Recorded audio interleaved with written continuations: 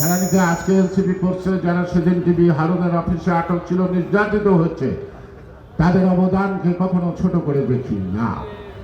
আজকে যারা নাকি ছাত্ররা আন্দোলন করেছে, তাদের প্রতি আমরা জাতি কৃতজ্ঞতা জানাই।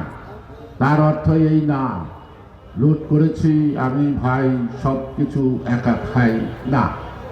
আন্দোলনটা 17 বছর চলছে গণতন্ত্রের লড়াইয়ের জন্য, জনগণের ভোটের অধিকারের জন্য। আজকে আমরা বলবো জনগণের ভোটার অধিকার মানে একটি নির্বাচনের মধ্য দিয়ে তারা জনপ্রতিনিধি নির্বাচিত করবে।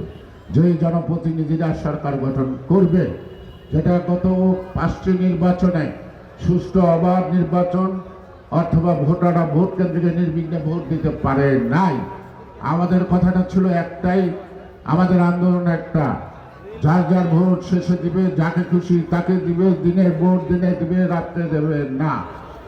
আমাকে ভোট না দেন, কিন্তু আপনার ভোটের অধিকারের জন্য আমি আন্দোলন করছি, আমার হাতকে শক্তিশালী করুন। কে বলেছিল? বিএনপির ভারপ্রাপ্ত চেয়ারম্যান তারেক রহমান। অর্থাৎ আমরা ক্ষমতার জন্য পাগল হই নাই, আমরা জনগণের ভোটাধিকারের জন্য পাগল হয়েছি।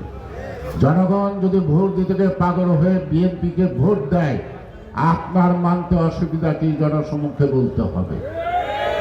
আর জনগণ যদি আপনাদের 71-এর কৃতকর্মের জন্য আপনাদেরকে বেজার হইয়া খুশি হইয়া যদি আপনাদেরকে ভোট দিয়া সংসদে পাঠায়, সরকার বানায়, আমরা আপনাদেরকে সালাম দেব। যারা স্বাধীনতার যুদ্ধে বিরোধিতা করছে, তাদের আস্ফালন মেনে নিতে আমাদের মতো মুক্তিযোদ্ধারা বেঁচে থাকতে কখনো মেনে নিতে পারে না। জিয়াউর রহমান ছিল সর্বকালের সর্বশ্রেষ্ঠ মুক্তিযোদ্ধা। জিয়াউর রহমান ছিল সর্বকালের সর্বশ্রেষ্ঠ কি সংস্কারক, রাষ্ট্র সংস্কারক। তার দল বিএনপি।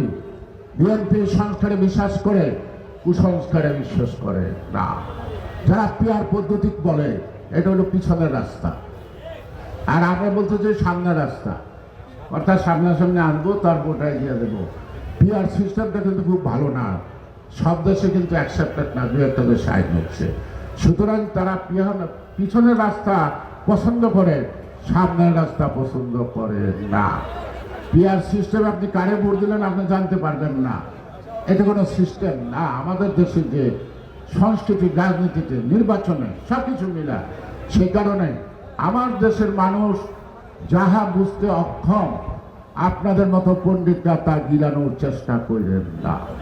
আপনি কথা দিয়েছেন ফেব্রুয়ারি মাসে নির্বাচন করবেন, আপনি আয়োজন করেন, আপনি উদ্যোগ নেন।